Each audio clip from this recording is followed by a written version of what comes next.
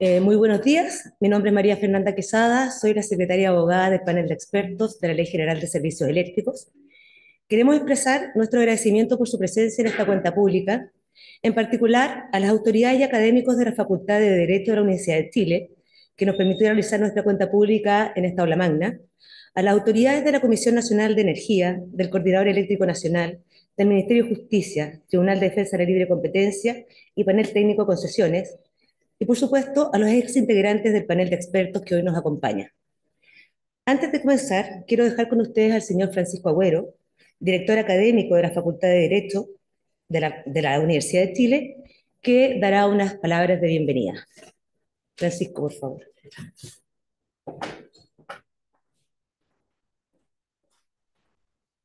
Muchas gracias Fernanda. Bueno, en representación del señor decano, que tiene una agenda bastante intensa, sobre todo estos días, haciendo mío los vocativos, saludando a los integrantes del panel, saludando a los honorables ministros del Tribunal de Defensa Libre y Competencia, a los integrantes del coordinador, al secretario ejecutivo de la Comisión Nacional de Energía, a ex integrantes del panel, amigos, amigas, académicos también. Quiero darles la bienvenida a esta cuenta pública.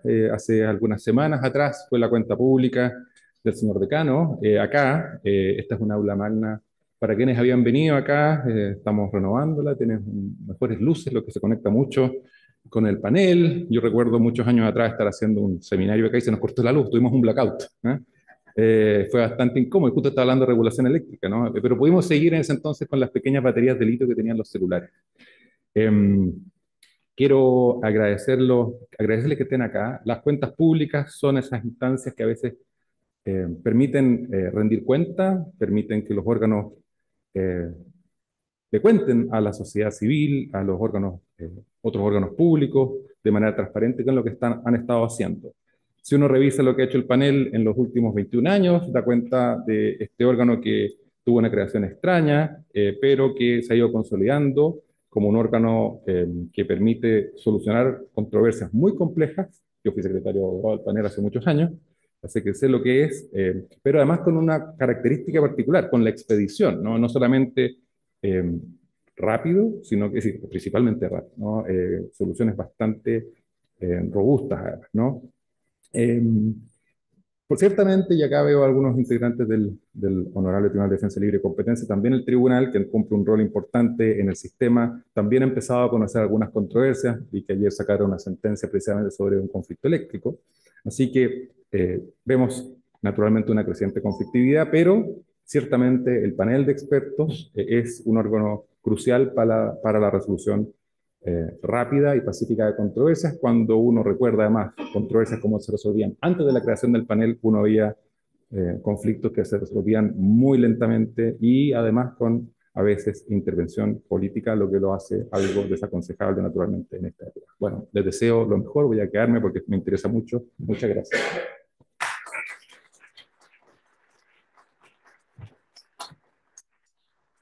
Francisco, muchas gracias por tu palabra. Para dar inicio a esta jornada, dejo con ustedes al señor presidente del panel de expertos, don Guillermo Pérez del Río, quien presentará la cuenta de la institución correspondiente al periodo 2024. Al finalizar esta presentación, les invitamos a participar en el conversatorio sobre energías renovables y almacenamiento en el futuro energético, un espacio que esperamos sea de gran interés para todos los presentes. Muchas gracias.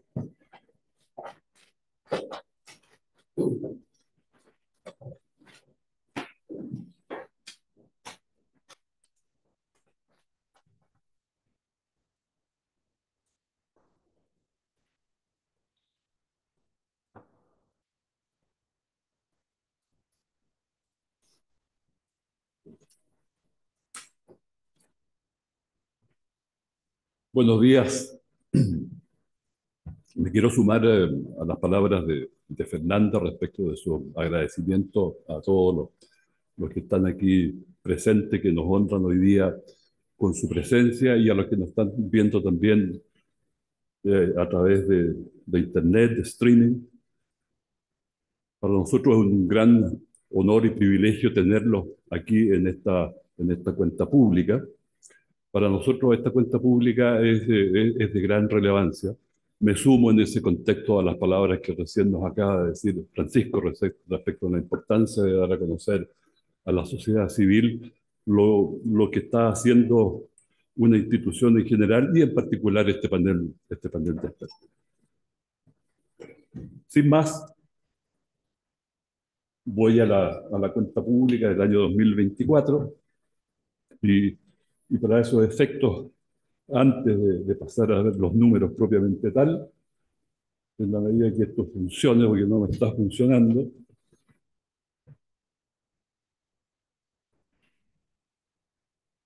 necesito asesoría, que algo está pasando que no están avanzando los... ¿Ahí sí? Ok, gracias.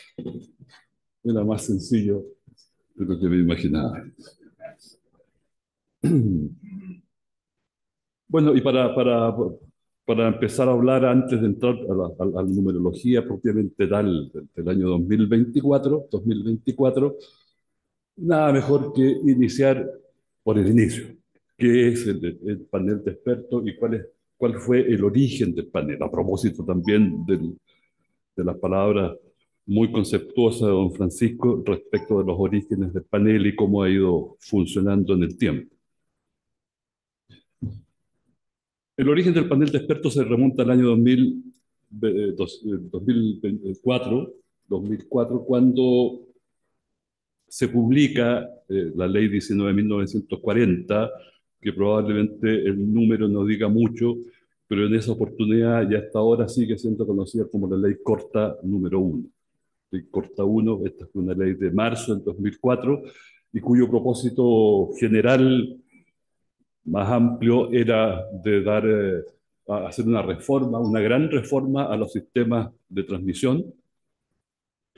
Y dentro de esa ley entonces se conformó lo que era, voy a usar un lugar común, una aspiración muy sentida por los actores del sector eléctrico, esto es de conformar una entidad que tuviera características de independencia respecto de los actores, a los efectos de resolver las discrepancias, los conflictos, los desacuerdos, como quiera que se llamen, que se suscitaban previo al año 2004. Entonces, en esta ley se incorporó y esta ley incluyó un mensaje, de lo cual, un mensaje que es mucho más amplio de lo que estamos destacando acá, pero en particular queríamos hacer presente que el mensaje decía que con esta instancia lo que se pretendía era la creación de una instancia independiente de resolución de discrepancias sobre fijaciones de precio regulado. He puesto énfasis en la palabra independiente, más adelante me voy a referir a ese concepto y a otros más relacionados para dar cuenta de cómo es que la normativa estableció ciertas reglas, ciertas garantías para, valga la redundancia, garantizar dicha independencia. El contexto de la creación del panel, que yo también le llamaría el diagnóstico, qué fue lo que se pensaba en esa época respecto de cómo se estaban resolviendo estos conflictos, estos desacuerdos, estas discrepancias. Y era múltiple y variado. Lo primero era que los plazos eran excesivos y había mucha incertidumbre, lo cual todo esto se retroalimentaba. Había incertidumbre porque los plazos eran excesivos y como los plazos eran excesivos, entonces se generaba esta incertidumbre y a eso se sumaba que muchos de los conflictos terminaban, y esto tengo que verlo, judicializando. Muchos de los conflictos terminaban en los tribunales, con lo cual esto se exacerbaba, esta situación, este sentimiento de incertidumbre, y los plazos, por cierto, resultaban aún más excesivos que, si pudiéramos decir, los plazos normales, si es que podemos llamarlos plazos normales. Y finalmente aquí se llega como dentro de este diagnóstico a una conclusión que era la necesidad de crear un organismo técnico independiente. Y esto yo recuerdo el año 2004, yo estuve presente, participaba mucho del sector en esa época desde el punto de vista de la empresa privada, y había un sentimiento que era transversal, tanto en el gobierno, las autoridades y las empresas. Se llegó a esta conclusión que quedó plasmada en esta ley del año 2004, la ley corta número 1. Los objetivos de su creación, de este panel de expertos, primero, el ser una única sede de resolución de controversia. En la época había muchas sedes. El PNR se resolvía de una manera, los peajes se resolvían de otra manera.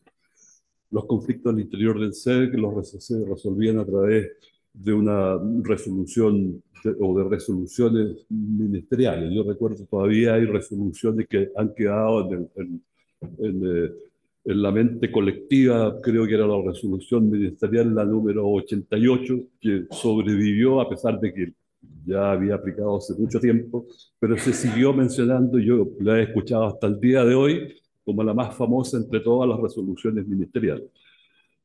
Después, la resolución la reducción de los plazos, por las dos vías. O sea, se le dieron más plazos acotados, pero adicionalmente se estableció para las distintas discrepancias plazos concretos y plazos bastante reducidos en términos de los plazos a los cuales estábamos acostumbrados. Estamos hablando de días, 10 días para presentar o 15 días, y en general hay un plazo para resolver controversias de 30 días, prorrogable por 15 días más. Ese es como el plazo estándar, no obstante que existen otros plazos, en algunos pocos casos, distintos a esos plazos. Plazos que son bastante más estrechos, bastante más acotados que los plazos antiguos, aún siendo esto inexistente, o en el tiempo en que se resolvían los conflictos. Independencia, de nuevo surge este concepto de independencia del panel. Los dictámenes son vinculantes. Hay una resolución definitiva de cada uno de los conflictos que se presenten. Y sigo ahora con la definición que se dio del panel de expertos en el reglamento precisamente del panel de expertos. Y esto lo voy a leer. Órgano creado por ley, ya lo comentamos, la ley corta número 1 en 2004, con competencia acotada. No cualquier discrepancia puede llegar al panel, integrado por profesionales expertos, cuya función es pronunciarse mediante dictámenes vinculantes sobre aquellas discrepancias que se produzcan en relación con las materias que se señalan expresamente en la ley. O sea, se refuerza nuevamente este concepto de que es bien acotada la competencia que se tiene, y en otras leyes en materia energética, que más adelante voy a hacer un breve repaso de cuáles son esas otras leyes en materia energética. La composición del panel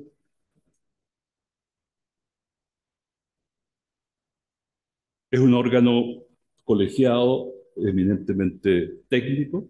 Está compuesto por 7 profesionales, 5 de los cuales son ingenieros o licenciados en ciencias económicas. 2 de ellos son abogados, y también está conformado por una secretaria de abogados que ustedes ya han tenido la oportunidad de escucharla y de verla en la presentación, la introducción a esta cuenta pública. Y cierra aquí. Ya voy a hablar del equipo completo que conforma actualmente el panel. Son 4 colaboradoras en este caso, que las vamos a presentar en la próxima lámina, de una manera algo innovadora, en el sentido que no vamos a presentar cajas con tipo organigrama, con nombres de cargo. Dado que somos 12 personas, las vamos a presentar gráficamente, en términos más humanos, si se quiere. Ahí están las 12 personas que conforman actualmente el staff de este panel de expertos. De los panelistas, lo que quiero hacer es destacar, si bien esta es una información del año 2025, es algo que ocurrió este año. Hubo un recambio de panelistas. Ahí en tercer lugar está don Daniel Olivares Quiero, ingeniero civil electricista, que ingresó este año, en julio de este año, al panel. Y en el quinto lugar está don Domingo Valdés Prieto, abogado, que también ingresó en la misma fecha que don Daniel. Eh, Salieron en la ocasión del abogado don Claudio Gambardella y también don Eduardo don Eduardo Rique, que no lo he visto, don Eduardo Rique me anunció que iba a venir, pero parece que no llegó, no pudo llegar don Eduardo.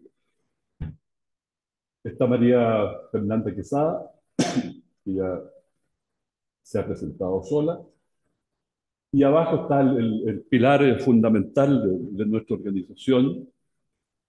Está ahí Janet, Camila, Catherine y Mónica, que es el sustento administrativo que tenemos y que hace algo muy importante. Entre todas ellas hacen algo muy importante y es que las cosas sucedan, que las cosas ocurran, que todo esté a tiempo, que todo esté en su sitio, que los documentos estén cuando tengan que estar. Eso es un apoyo importantísimo que tenemos y eso es lo que hemos querido destacar y este es todo el equipo que tiene el panel de expertos.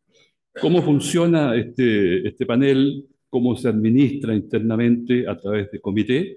Hay 3 comités que los voy a presentar a continuación. Está el Comité de Administración Interna y Gestión Presupuestaria, está el Comité de Informática y Documentación y finalmente el Comité de Asuntos Jurídicos. No voy a explayarme más sobre esta materia, yo creo que los títulos son bastante autoexplicativos y voy a continuar ahora con el tema que dejé pendiente respecto de la independencia, la imparcialidad y la transparencia. Aquí a la independencia le estoy agregando la imparcialidad y transparencia que tiene que tener el panel y que yo adelantaba de cómo la regulación de la época del año 2004 sentó las bases, las reglas, la regulación para que esto ocurriera, cómo se hacía que este panel funcionara de manera independiente, de manera imparcial y transparente. Se nota en la regulación que hay mucha preocupación y ocupación para que eso ocurra.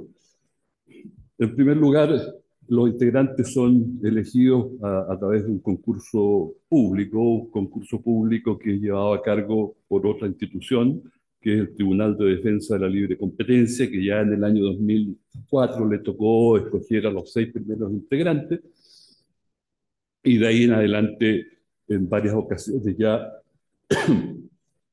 ha tenido que hacer la renovación del panel, tal como ocurrió en este año 2025 con los 2 nuevos integrantes que les acabo de mencionar.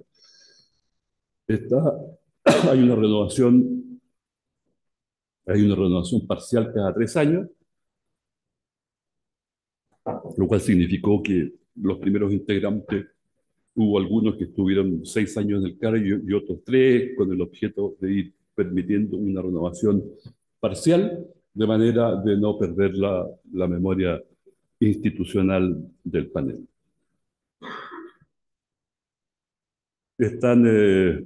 Los integrantes del panel están sujetos a reglas de probidad. Los integrantes del panel no son, si bien no son funcionarios públicos, sí están sujetos a las reglas de probidad que les tocan a los funcionarios públicos.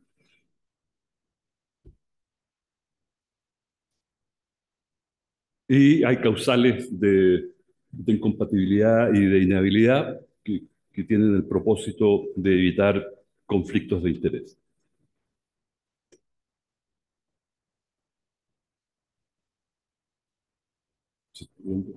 Sí.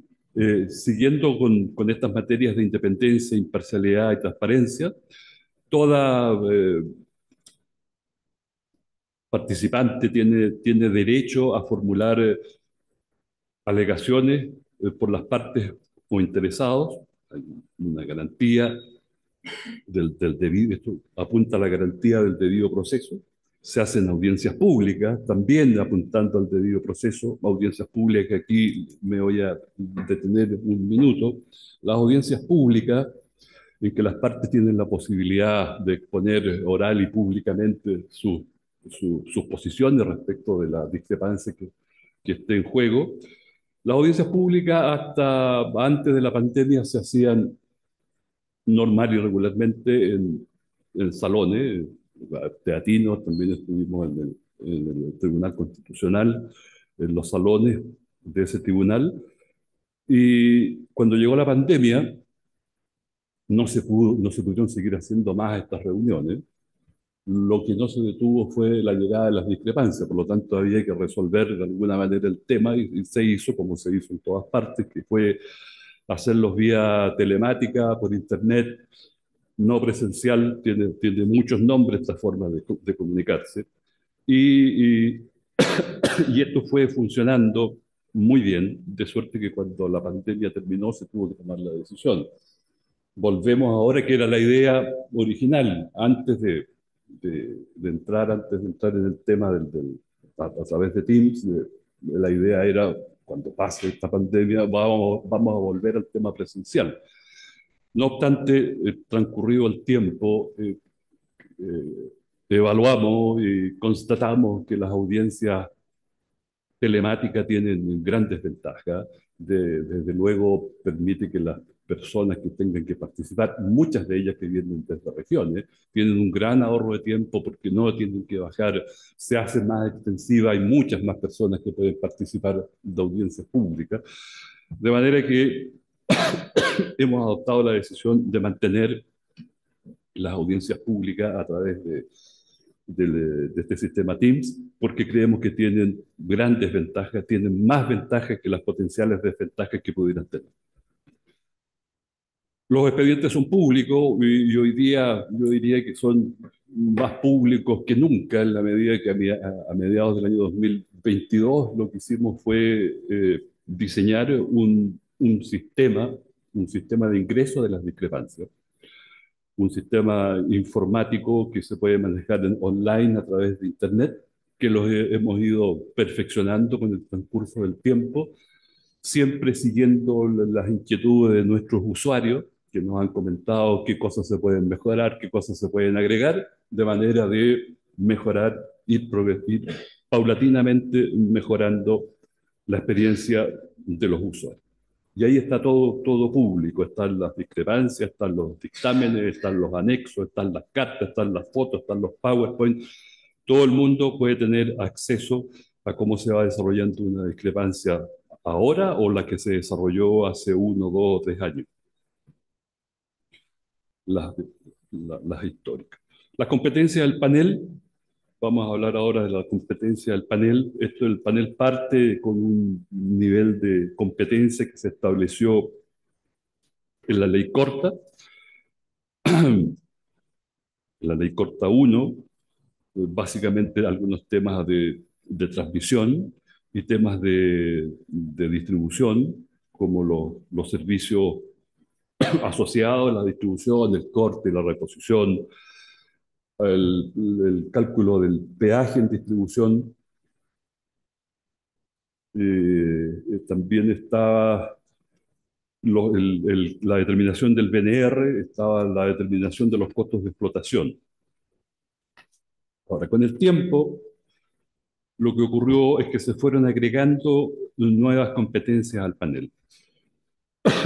Y lo que voy a hacer ahora es establecer cuál es la norma con la cual se fueron agregando estas competencias, y adicionalmente las voy a decir estrictamente en orden cronológico, en la medida que fueron apareciendo publicadas.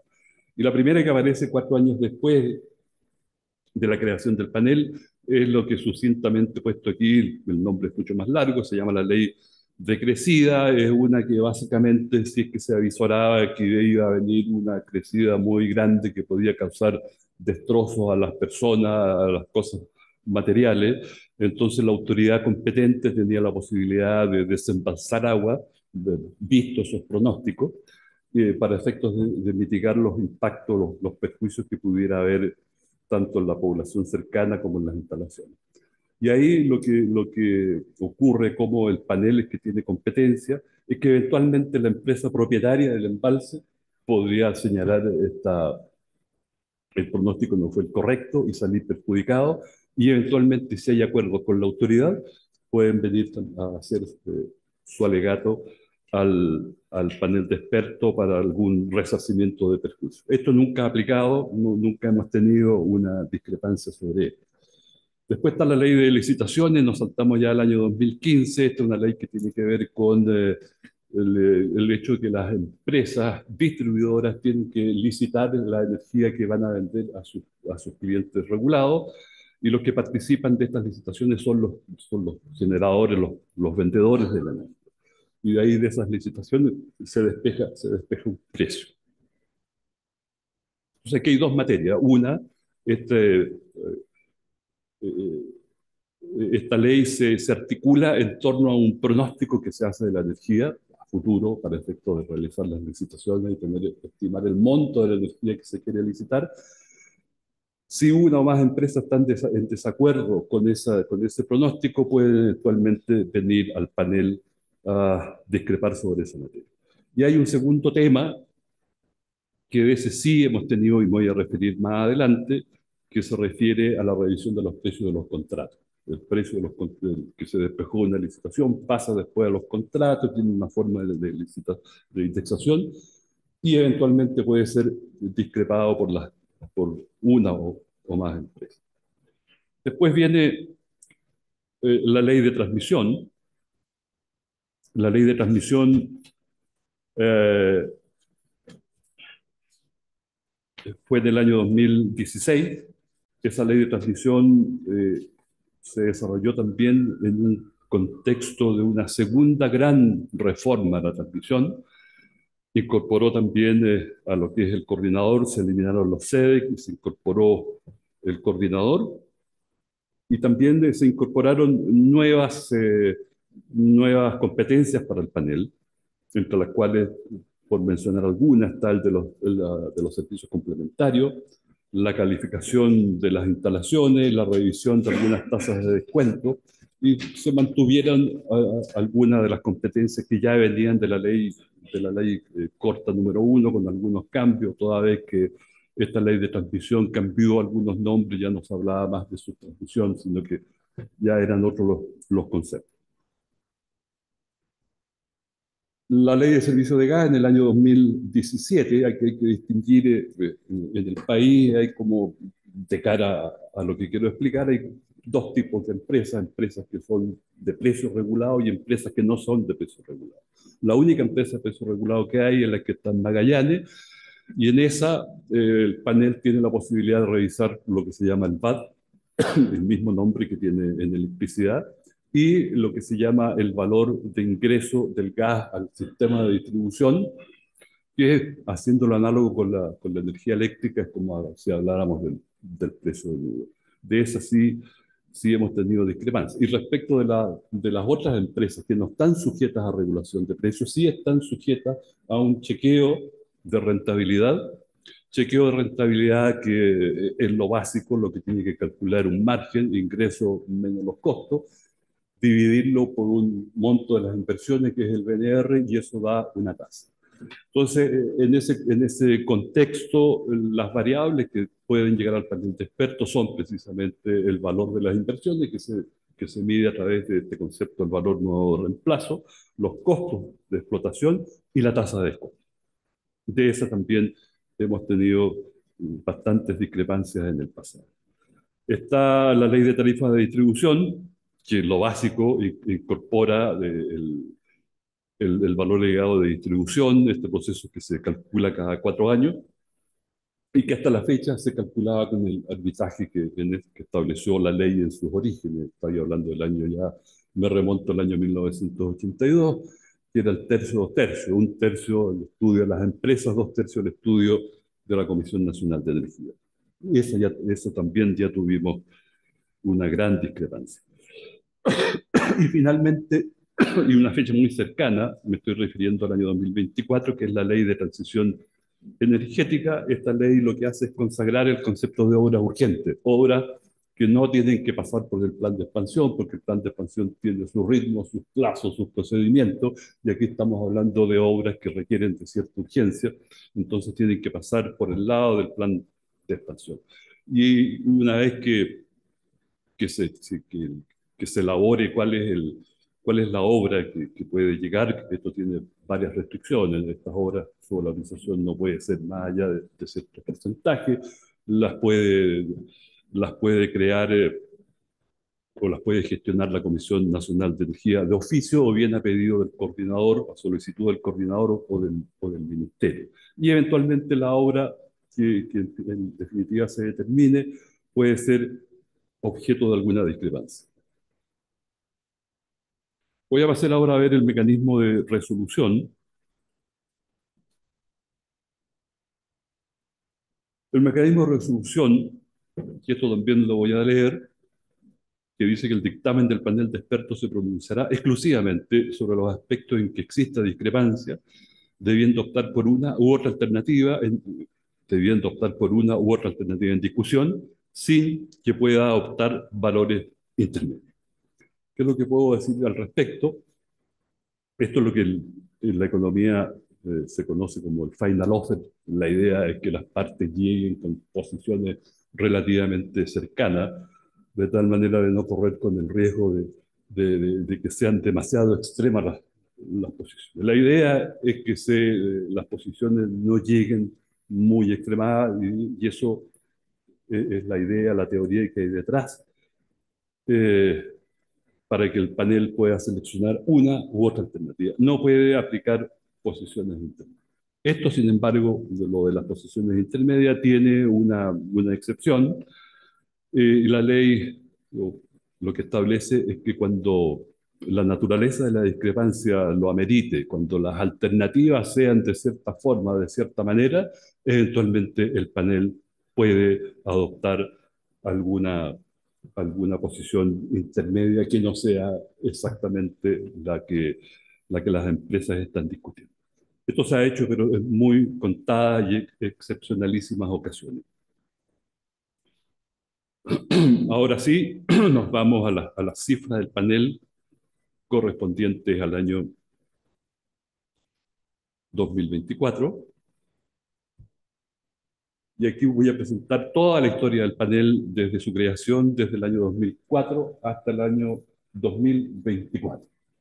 La friolera de 21 años entre medio. Y ahí lo que pueden apreciar es que tuvimos en el año 2023 un gran pic de materia. También tengo que explicar otra cosa aquí. Es que para efectos de contabilizar los esfuerzos que tiene que hacer el panel, lo preferimos contabilizar en la cantidad de materias.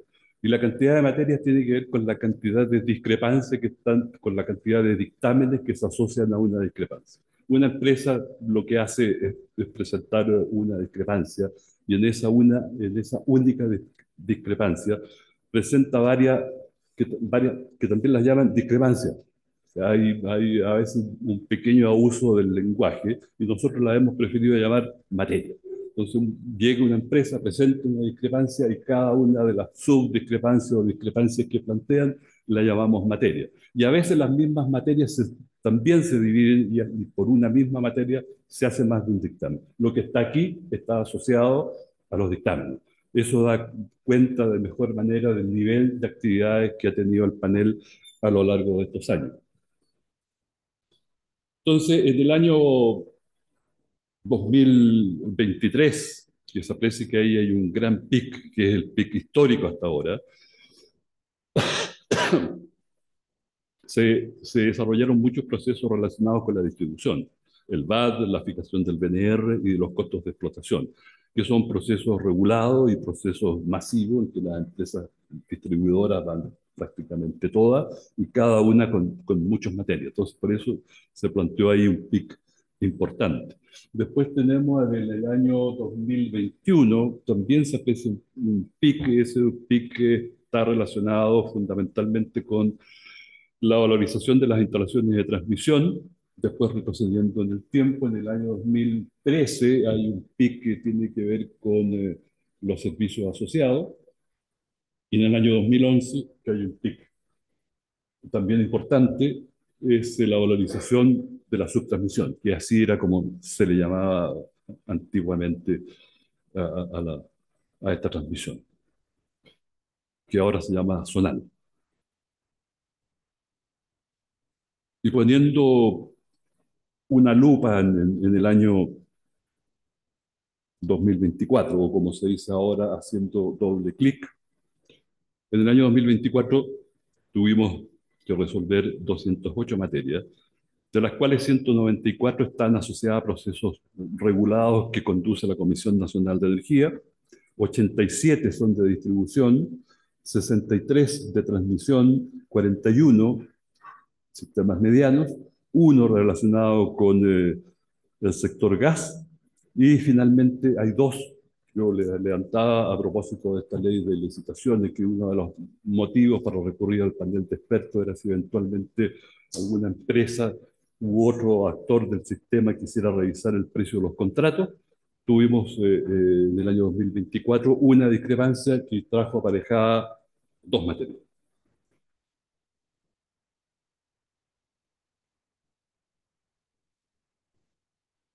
En el coordinador fueron 14 las materias, 12 relacionados con actos de coordinación, relacionados con temas de reliquidaciones, cálculo del IPE, de los balances, y dos temas de accesorios. Para terminar la contabilización de los números del año 2024, voy a terminar señalando respecto de las sesiones ordinarias. Tengo que decir que el año 2024 fue un año bisiesto, un año que tuvo 53 semanas. Y tuvimos 57 sesiones ordinarias. Destaco esto porque la ley exige al menos una sesión ordinaria. Si se requieren más, se hacen más. En este caso se requirieron 4 sesiones adicionales, y por eso es que tenemos 57 y no 53 sesiones ordinarias. Después tenemos sesiones especiales, que son distintas de las sesiones ordinarias para analizar las materias que tuvimos que resolver. Hubo 266, hubo 14 audiencias públicas. En el sistema de tramitación de discrepancia, ustedes pueden ver que en el año 2024 ingresaron 47 discrepancias.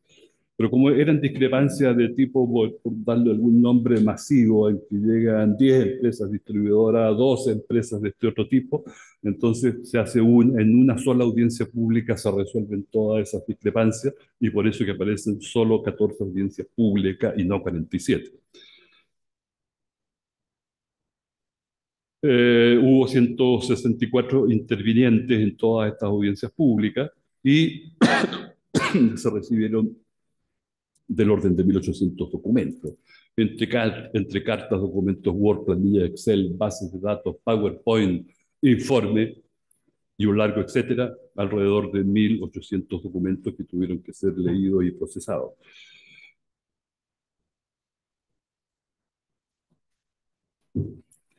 Y aquí algunas palabras finales mirando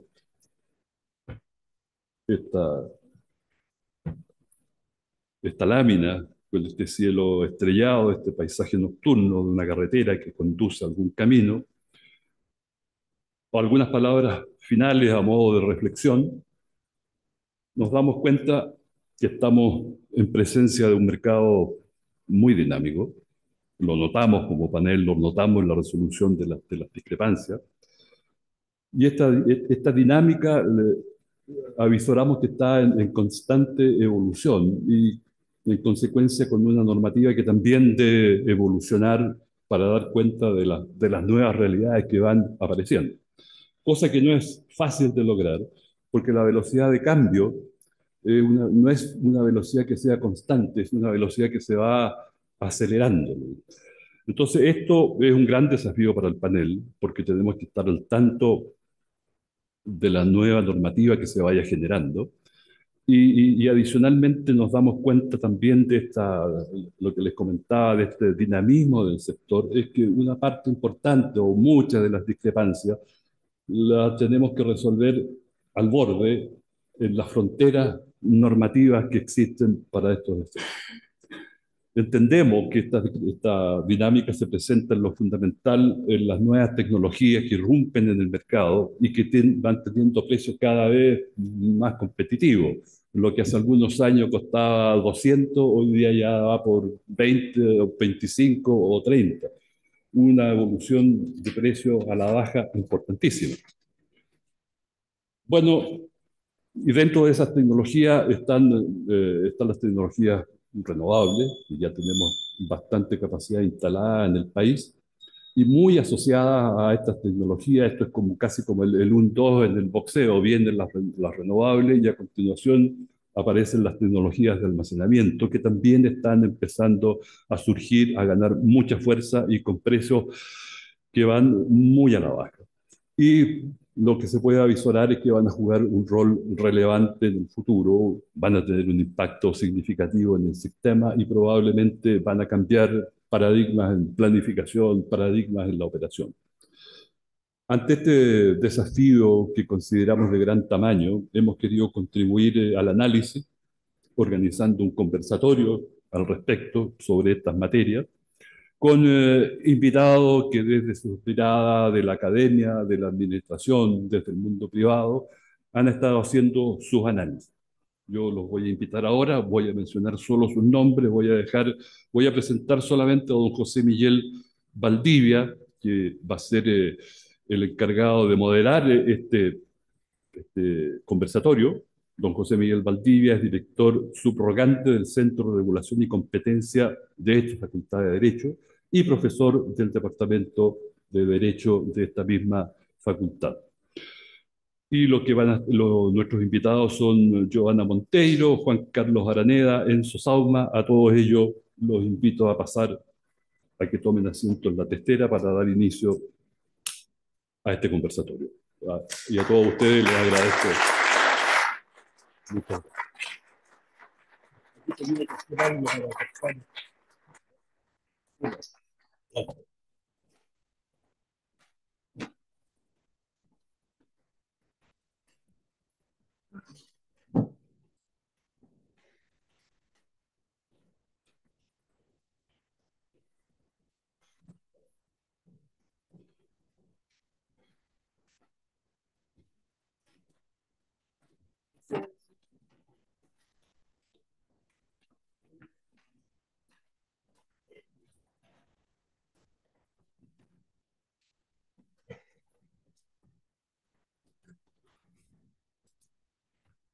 Muy buenos días a todas y a todos. En nombre del Centro de Regulación y Competencia, el RECCOM, que es un centro de esta facultad que alía los esfuerzos, digamos, desde la perspectiva del derecho público y del derecho económico en torno a cuestiones vinculadas con la regulación de mercados y con los problemas siempre presentes, digamos, en nuestro medio de libre competencia. Quiero también dar la bienvenida a los asistentes. Agradecer, por cierto, la organización que el panel de expertos ha puesto de alguna forma en mis manos accidentales. Este es mi último día como subrogante, les comento.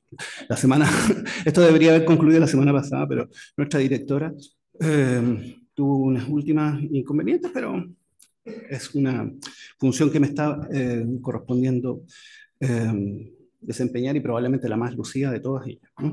Antes de comenzar esta actividad, este conversatorio que, como les digo, ha sido organizado directamente por el panel, quiero invitarlos a permanecer en esta actividad porque tenemos un cafecito al final para que podamos conversar un poquito más distendidamente, ¿no? Estamos viviendo un periodo de transformación importante en el plano del mercado eléctrico. Por cierto, el mercado eléctrico ha experimentado múltiples transformaciones en los últimos, yo diría, 20 o 30 años, ¿no? Las acaba de referir el presidente del panel. En un momento, no sé, recordaremos a lo mejor hace 30 años atrás, una de las preocupaciones más importantes de nuestro país era soberanía energética, encontrar, digamos, una malla diferenciada de fuentes de energía. Tenemos hoy día esa diversificación, hemos dado algunas certezas regulatorias para que haya inversión suficiente, para que tengamos, digamos, una mayor confiabilidad en nuestros sistemas, pero estamos enfrentando un escenario diferente, ¿no es cierto? Nos acompañan hoy día tres especialistas en temas energéticos que van a exponernos nos van a conversar, digamos, acerca de este escenario actual y los desafíos que tenemos hacia el futuro, ¿no? Voy a presentarlos muy rápidamente. Giovanna Monteiro es ingeniero civil electricista de la Universidad de Chile, y máster en Global Affairs de NYU, ¿no? Tiene más de 15 años de experiencia en el sector eléctrico, tanto en el sector público como en el sector privado, en temas de planificación, operación y regulación. Ha enfocado su práctica en el diseño de políticas públicas e instrumentos regulatorios para la transición energética y el desarrollo de almacenamiento. Hoy día está en el gobierno, en el Ministerio de Energía, como jefa de la División de Mercados Eléctricos. Enzo Saumann es profesor de ingeniería, profesor titular de ingeniería en la Universidad Católica, es investigador principal del Instituto Milenio MIGA, magíster en ingeniería industrial y operaciones de la Universidad de Berkeley.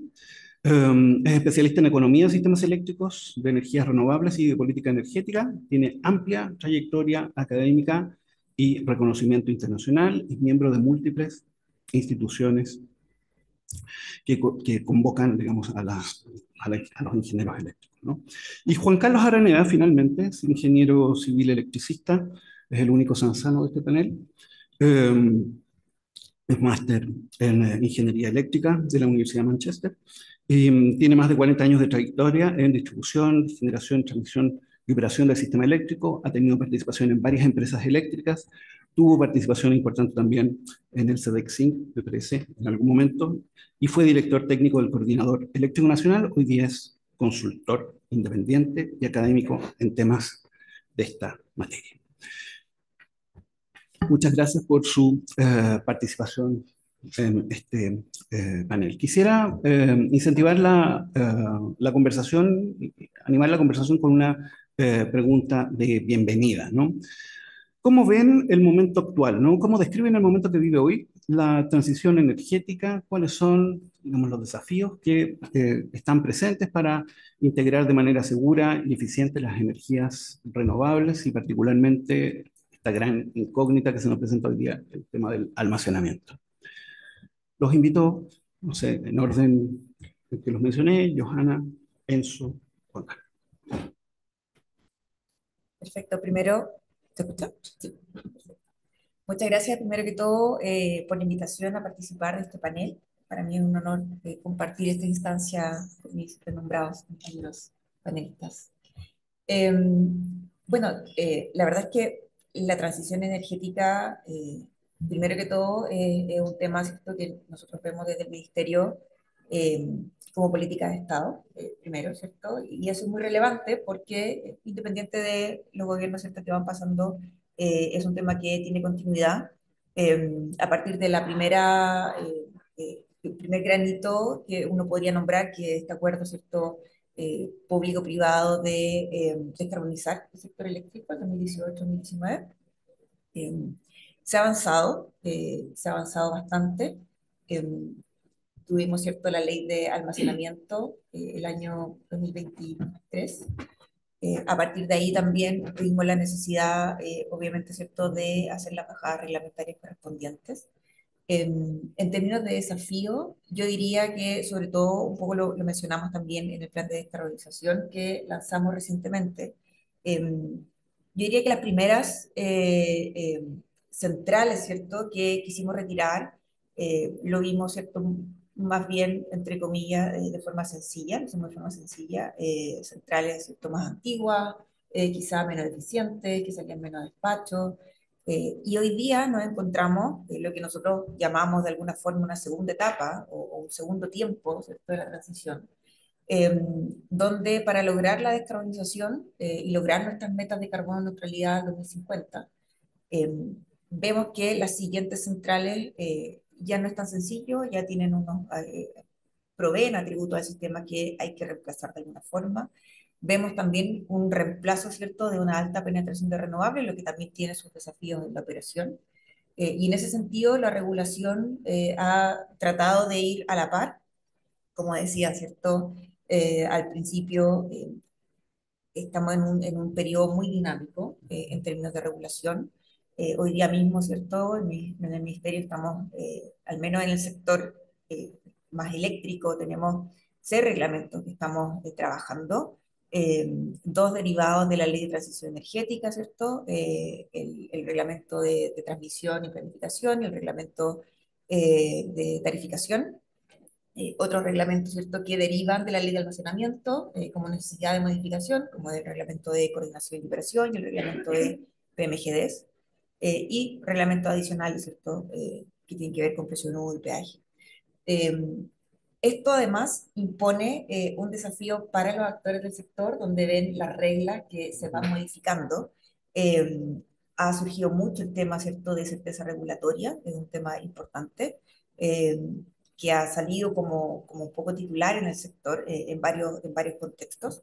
Y en ese sentido, como ministerio también hemos estado tratando de dar esa certeza o dar una luz de cómo vamos a seguir este camino de la transición, entendiendo que tenemos que dar incentivos, ¿cierto?, para tener en el sistema las condiciones habilitantes que necesitamos para poder hacer este reemplazo del carbón. Eh, Tienen que haber modificaciones, por lo tanto, regulatorias y legales, muchas de ellas, pero queremos también dar luces de por dónde va a ir el camino para que no exista o disminuya, ¿cierto?, de alguna forma esta posible incerteza que puedan ver los actores en cómo caminamos en esta transición energética. Yo diría que esos son algunos de los principales desafíos en los que también estamos trabajando para poder ir subsanando de la misma manera. Muy bien, muchas gracias. Vamos a volver sobre esto en un ratito más, ¿no? Pero quisiera darle la palabra a Enzo, digamos, ¿cómo ves tú esta coyuntura actual, ¿no? Muchas gracias, José Miguel. Gracias por las palabras y por la invitación a estar acá. ¿Cómo veo yo los tiempos actuales? Muy interesante.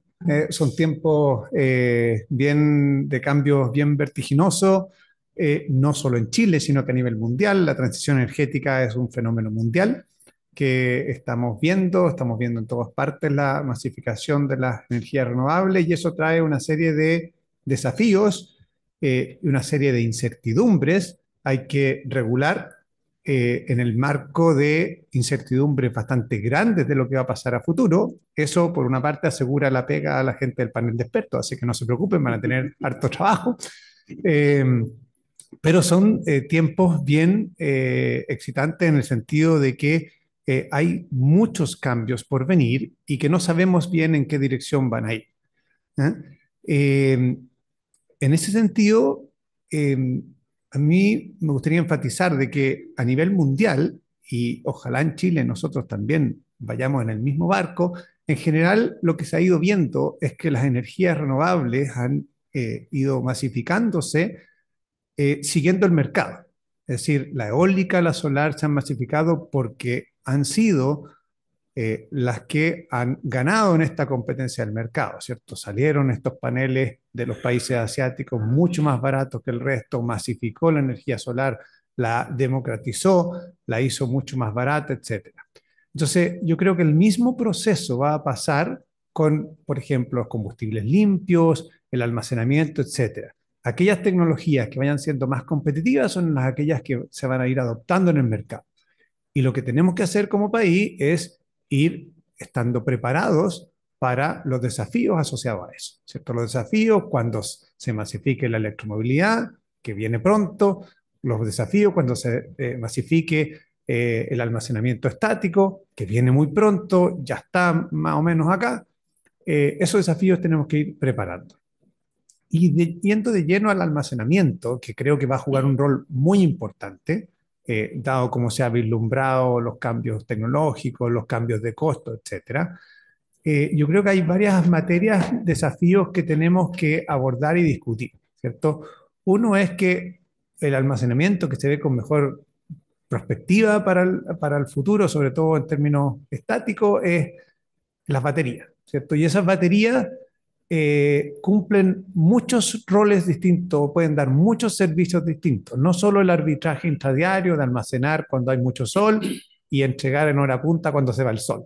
Ese es un servicio obviamente básico, muy importante, pero no es el único. Y quizás en el futuro no va a ser el más importante tampoco, porque pueden dar servicios complementarios, pueden dar partida rápida, porque tienen una rampa muy flexible, partida en negro, etcétera, un montón de servicios que puede hacer que se bajen los costos del sistema o se flexibilice el sistema, porque necesitamos en la medida en que tenemos más energías renovables, sobre todo variables como la solar y la eólica, necesitamos más flexibilidad en el sistema. ¿Ah? Y el almacenamiento nos puede proveer mucha de esa flexibilidad que hoy día nos dan las térmicas. Y si estamos en un proceso de carbonización, esas térmicas van a ir disminuyendo.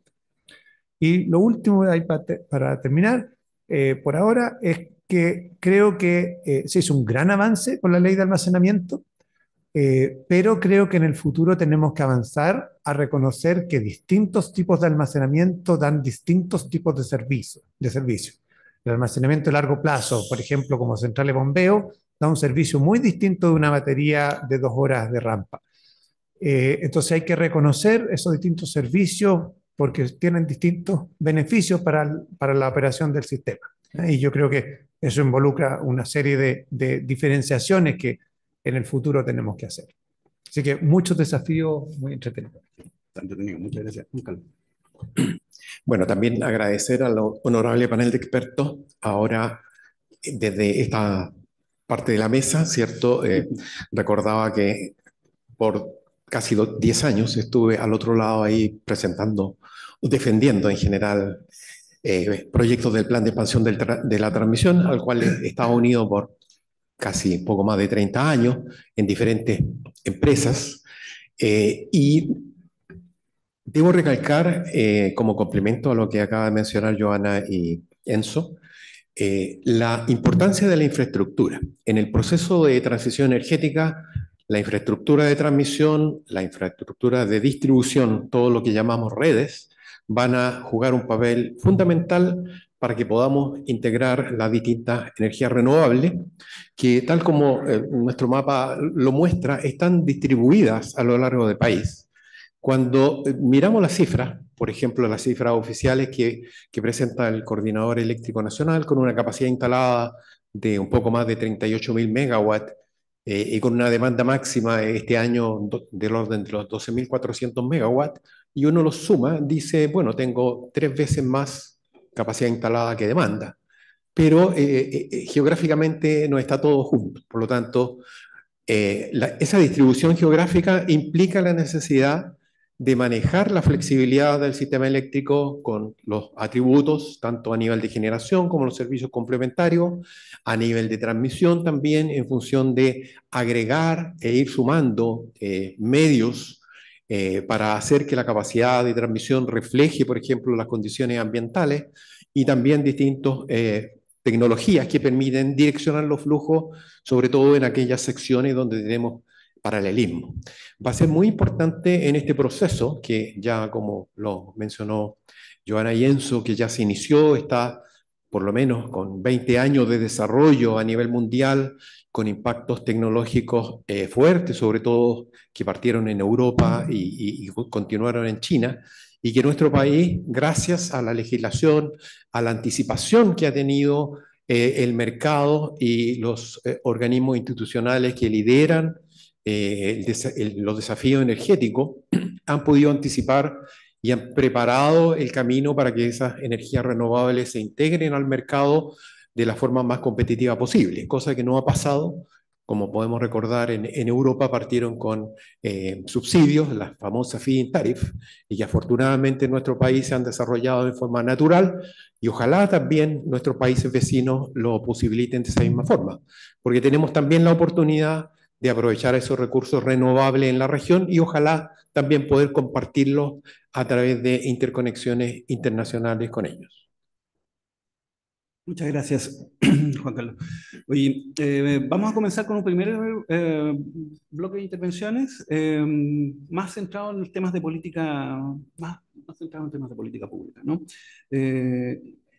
Johanna, a ver, te referiste bastante al tema de descarbonización, que sin duda, digamos, un gran desafío, digamos, para el momento actual, ¿no? ¿Cómo ves la descarbonización como política de Estado, ¿no? ¿Qué condiciones institucionales o regulatorias son necesarias para que esta política se mantenga estable en el tiempo? ¿Cuáles han sido los instrumentos que han sido utilizados? ¿Cómo debería esto, digamos, plasmarse, ¿no? Sí, bueno, a partir de la política energética nacional, ¿cierto? Que salió en el 2015, tuvo su primera actualización en el 2022. Yo diría que es un tema, ¿cierto? Que ha, como decía, ha traspasado gobiernos. Nosotros acabamos de presentar el plan de descarbonización la semana pasada, en donde reconocemos, ¿cierto? El avance que ha habido, la estabilidad en términos de metas, al menos, ¿cierto? Y este deseo, ¿cierto?, de poder, esta ambición de poder tener un sistema eléctrico más limpio y por lo tanto hacer un retiro, sobre todo de centrales a carbón. Para ello nosotros vemos que es necesario tener, como decía, condiciones habilitantes y ahí hay distintos eh, aristas, ¿cierto?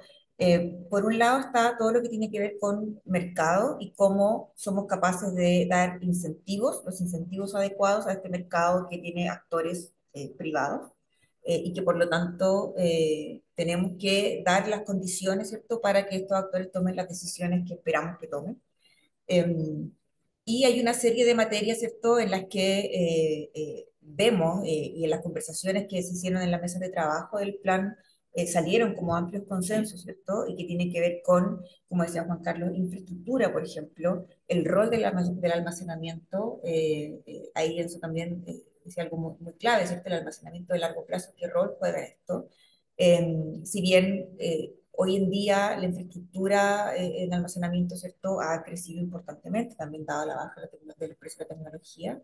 Es importante también, y lo vemos así, dar incentivos para que también el almacenamiento a largo plazo, que tiene otro rol, pueda desarrollarse. Y una de las medidas que también se proponen en el plan de descarbonización tiene que ver con eso, con desarrollar, ¿cierto?, distintos mecanismos de contratos de largo plazo para que exista cierta certeza en esta inversión y cómo este almacenamiento más de largo plazo juega un rol dentro de la descarbonización. Nosotros vemos eh, que sin duda el tema mercado es un eje importante y también temas relacionados con el territorio, que como ministerio también tenemos una visión más integral, ¿cierto?, de todos los posibles conflictos que genera poder retirar el carbón, pero además reemplazarlo con nuevos proyectos, que como sabemos, ¿cierto?, cada vez es más difícil poder desarrollar nueva infraestructura o nuevos proyectos de generación. También hay una visión respecto de eso, donde no podemos olvidar que si solo miramos en términos técnicos y de construcción y desarrollo de proyectos, vamos a olvidar que esto se desarrolla en un contexto de comunidades de territorio, que si no lo vemos desde un principio, nos vamos a encontrar con que no vamos a llegar en los plazos que queremos, ¿cierto?, para las metas que nos hemos impuesto. Em, ¿Tú ves que hay algún espacio ahí para implementar algún tipo de cambio en, digamos, a este nivel, ¿no? Para facilitar la inversión? ¿No? ¿Algún tipo de Eh, señales que pueda enviar la autoridad? Hay distintos niveles, ¿cierto?, de señales. Una de las principales medidas, ¿cierto?, es un proyecto de ley que se está proponiendo para ingresar de aquí a fin de año, que es un proyecto de aceleración, ¿cierto?, de permisos para proyectos que son clave en la descarbonización, algo que también el ministro anunció, lo anunció el presidente, de hecho, hace unos meses atrás. Pero y también en distintas iniciativas, nosotros intentamos ahora también en términos reglamentarios, dar certezas también de cómo la regulación se está moviendo y tratar de darle menos trabajo también al panel, de que quede todo claro en los reglamentos de cuáles son los principios que rigen estas modificaciones.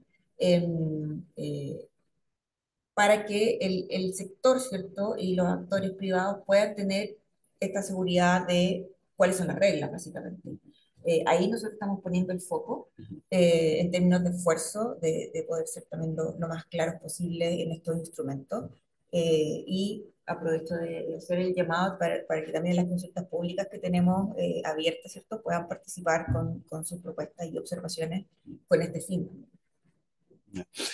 Eh, Perdona, muchos de estos cambios entonces ustedes piensan, ustedes, o la autoridad hoy día, ¿no? Piensa implementarlas por vía reglamentaria, ¿no? ¿Hay algún espacio, digamos, para estos proyectos de ley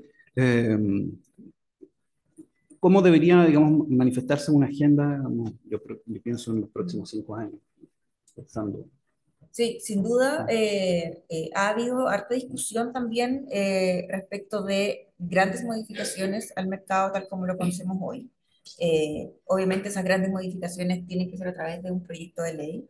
Nosotros hemos propuesto en el marco del plan de descarbonización distintos proyectos de ley que agrupan distintas materias. Luego, ¿cierto?, del proyecto de ley de aceleración, que es algo que fue anunciado, ¿cierto?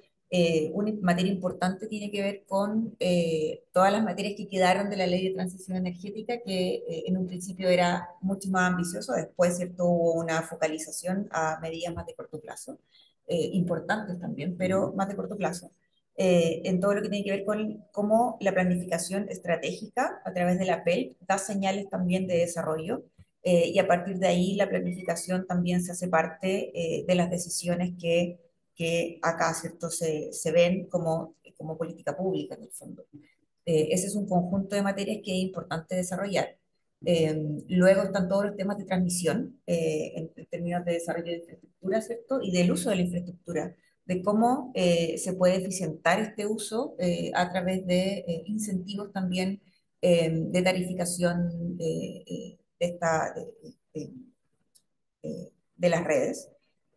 Y finalmente el tema, ¿cierto? El gran tema que se ha conversado en general que tiene que ver con el mercado y si es el mercado de ofertas el que nos va a llevar también a un mejor uso o aprovechamiento también del almacenamiento, a una mejor forma de operación del almacenamiento. Eh, Hoy día, ¿cierto? Vemos cierta complejidad en cómo nuestro mercado, ¿cierto?, de costos auditados convive con el almacenamiento que tiene otras lógicas distintas, ¿cierto?, a las centrales generadoras, ¿cierto?, tal como las conocemos. Eh, Hubo harta discusión respecto de este tema. Vimos también que hay distintos niveles de mercados de oferta, distintas formas de mercados de oferta. En las mesas también vimos que no necesariamente es la panacea en un contexto donde también tenemos que poner énfasis en el mercado, ¿cierto? Y cómo están los niveles de competencia dentro de nuestro mercado. Y por lo tanto ahí hay una propuesta, por supuesto, de más largo plazo, que además debe tener un periodo intermedio, ¿cierto?, relevante para poder ir adaptando el camino hacia allá. Pero vemos que es clave, ¿cierto?, también al menos analizarlo y dar luces hacia la industria de cómo vemos, ¿cierto?, que esto puede ir avanzando en el futuro. Y por supuesto, a partir de todas estas modificaciones legales, todas las bajadas reglamentarias que correspondan y normativas, ¿cierto?, adecuadas. Bueno, muchas gracias. No sé, Enzo, ¿hay algún comentario que te gustaría formular respecto a esto? Lo que estamos escuchando. Sí. Me imagino que sí. Estaba pensando en otras preguntas ahí, pero sí, a ver, breves comentarios nomás. Muy de acuerdo, digamos, con lo que señala Joana. Y yo creo que para dar buenas señales para la infraestructura, de incentivo a la infraestructura, nada mejor que buenas señales de precio, bien localizadas, etcétera. Y hay muchas cosas en esa dirección. Por ejemplo, creo que un aspecto súper importante a que tiene que evolucionar, ojalá lo más pronto posible, el mercado chileno, es que tengamos un mercado del día anterior distinto de un mercado en tiempo real, y que obviamente estén conectados, funcionen armónicamente, pero que haya un mercado del día anterior y un mercado en tiempo real distinto. Y en ese mercado en tiempo real tienen que haber precios de nudo, lo que se llaman los locational marginal price, reales, de verdad, digamos, como ocurren en la mayoría de los países en el mundo.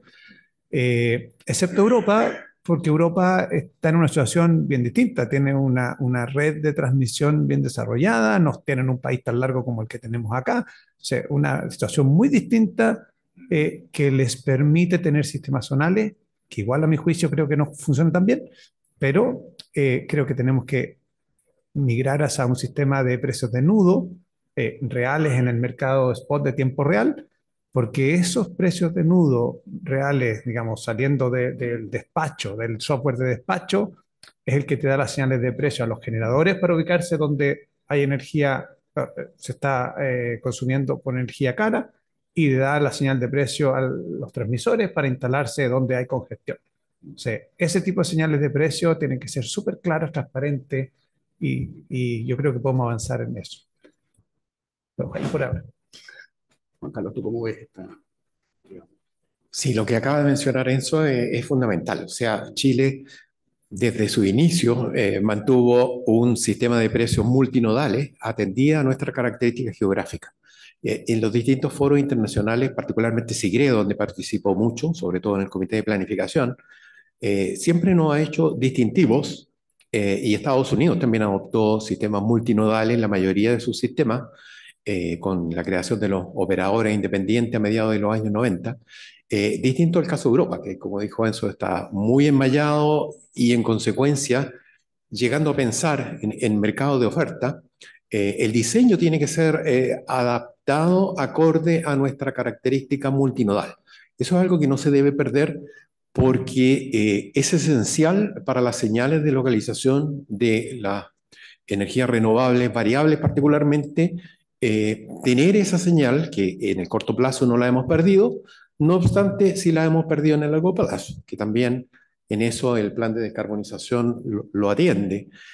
Señal importante, nuevamente recurriendo a la comparación que había hecho anteriormente respecto de la cantidad de demanda que tenemos respecto de la oferta.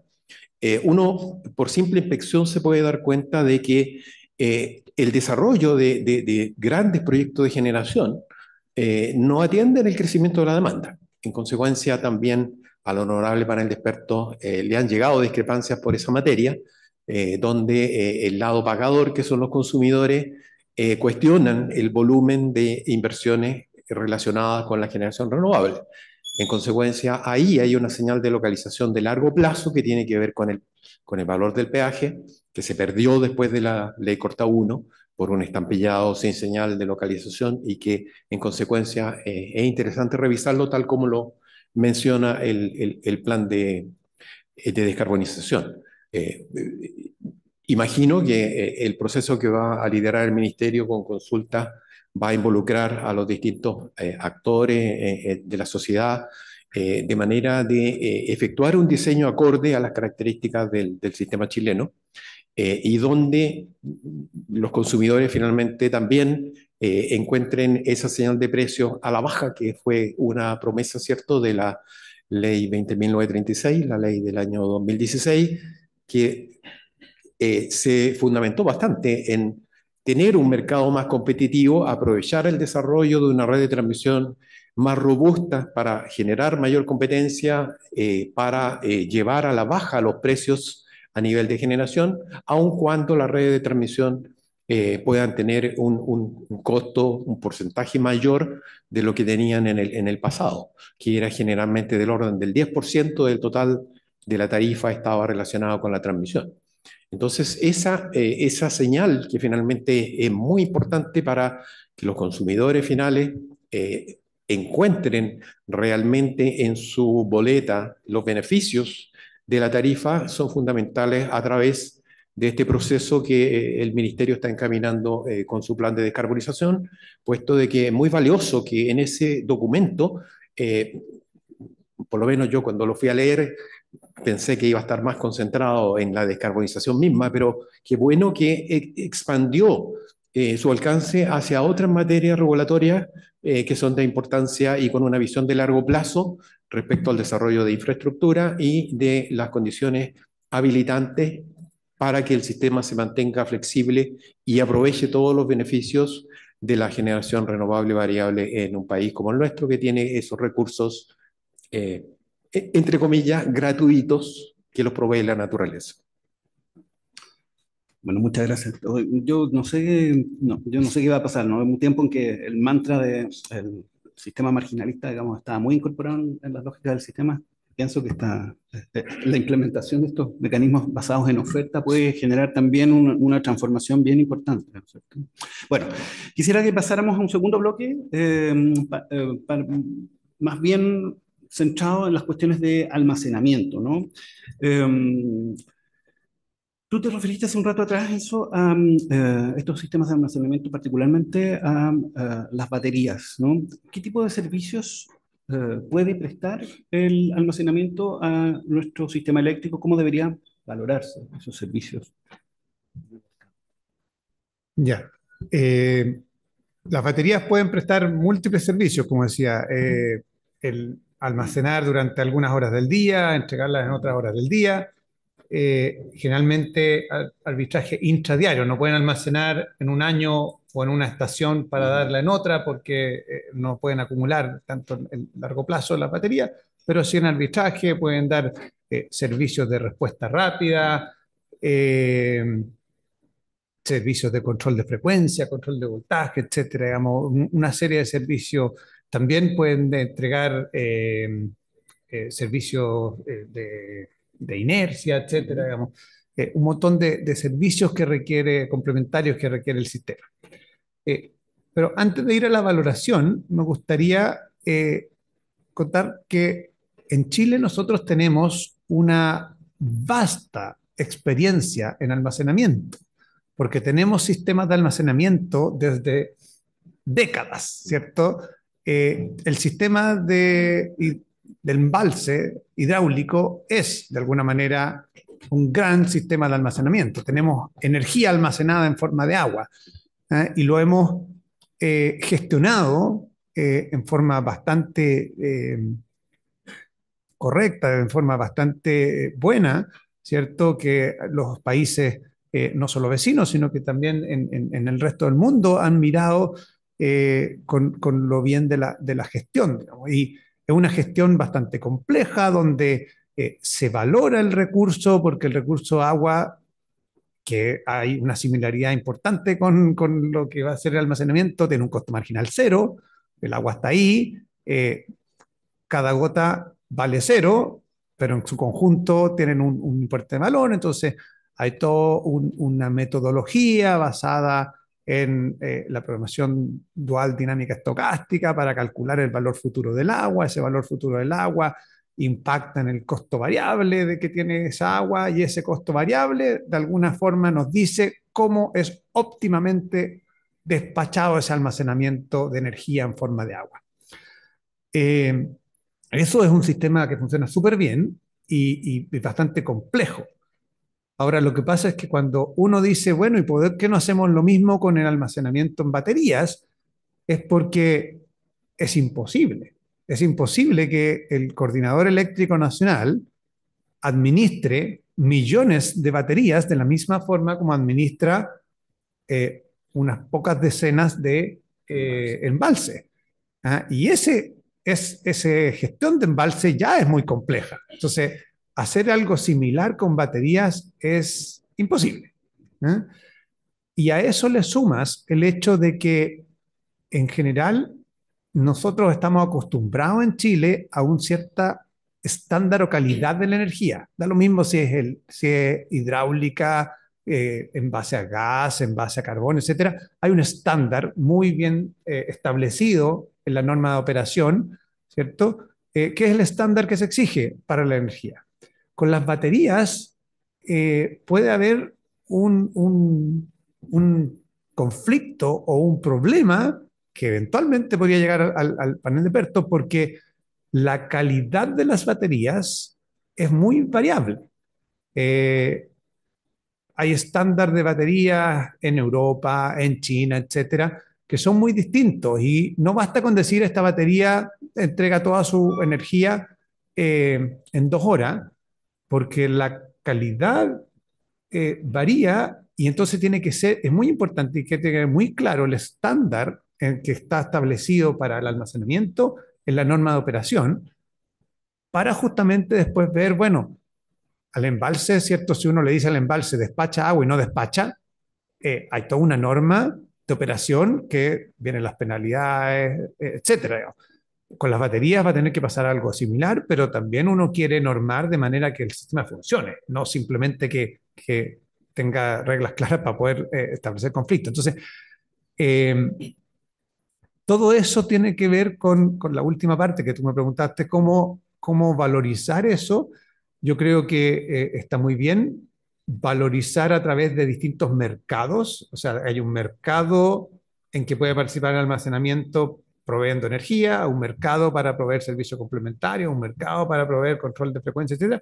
Pero también, en paralelo con eso, es muy importante establecer el estándar con que se tiene que entregar esos servicios para que esos servicios se presten adecuadamente, digamos, y no hayan conflicto a la hora de operar los sistemas. O sea, tú dices, hay un desafío primero en normalización, digamos. Probablemente... No sé si primero, pero en paralelo. Ya. En todo caso, aquí pusiste el foco en precisamente el almacenamiento de corto plazo, pero en tu primera, digamos, ronda de palabras hablaste que habían dos especies de almacenamiento, ¿no?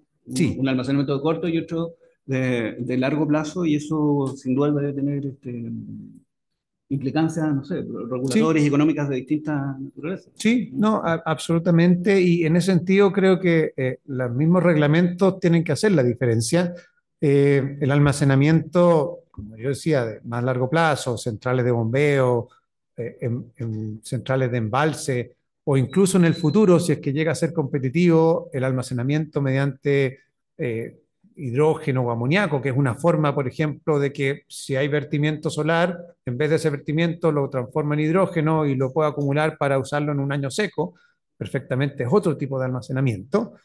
Tiene características muy distintas a la batería, entonces, y presta servicios muy distintos.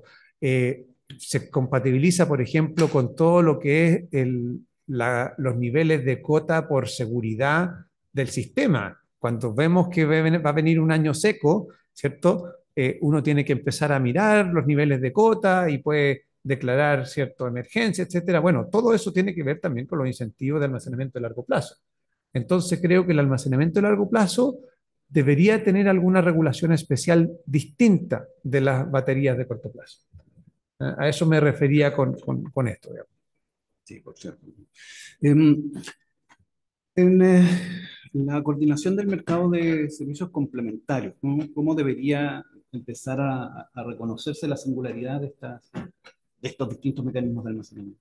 Ya, perfecto.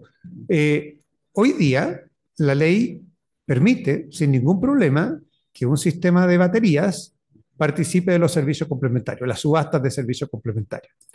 Sin embargo, en la subasta de servicio complementario, lo principal que se subasta o el precio que ofrecen es el precio de desgaste. Es el precio de desgaste de las máquinas.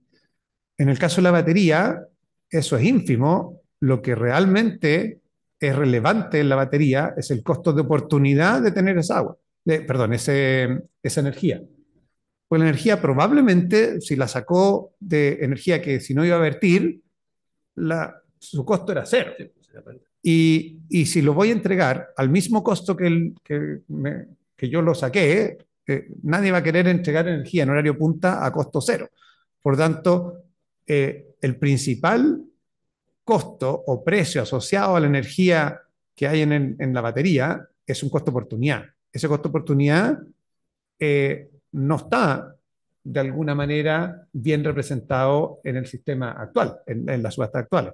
De ahí, por ejemplo, de que uno dice, bueno, vislumbramos, como decía Joana, a lo mejor este costo oportunidad, la forma correcta de hacerlo es simplemente que tenemos que ir al mercado de oferta, porque ahí se puede incorporar, digamos, ese costo oportunidad, y obviamente el mercado de oferta tiene que ir acompañado de toda una mitigación del poder de mercado ex ante para evitar, digamos, abuso, etc.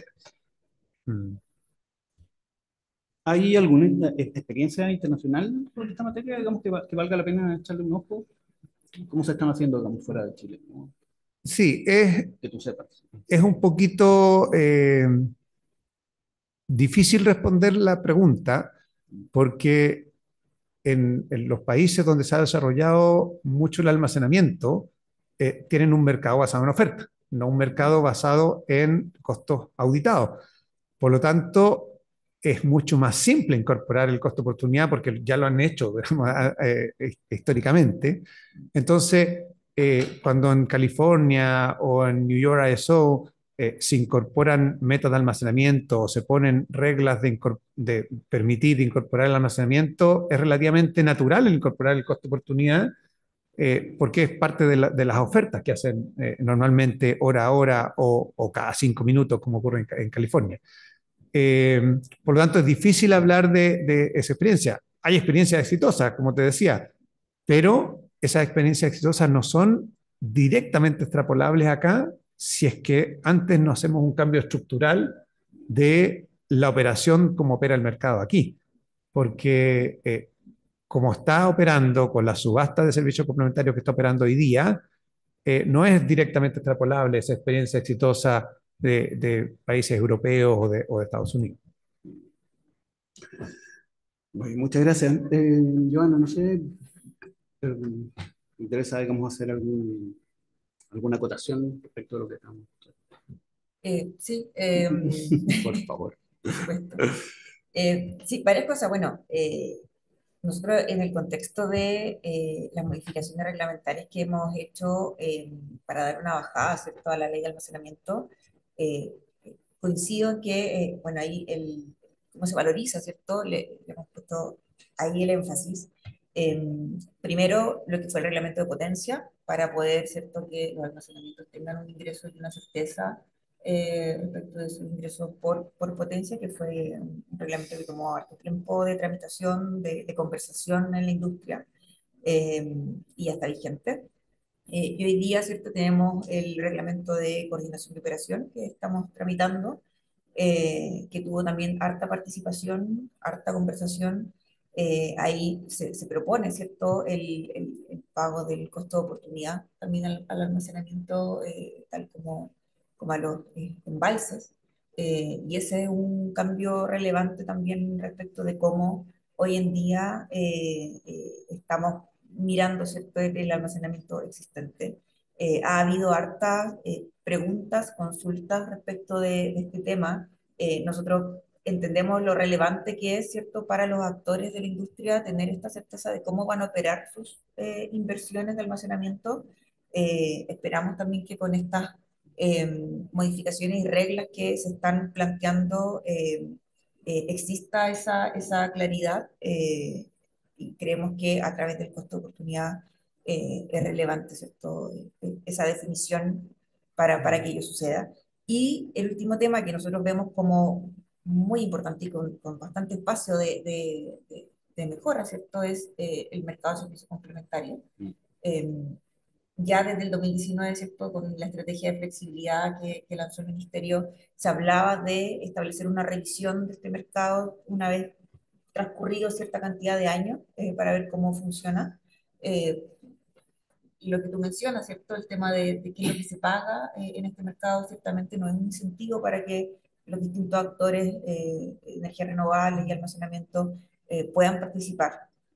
Y por lo tanto también ahí vemos distintas alternativas o alcances de modificaciones que se pueden hacer en el contexto de una revisión, ¿cierto?, de cómo esto se ha ido desarrollando.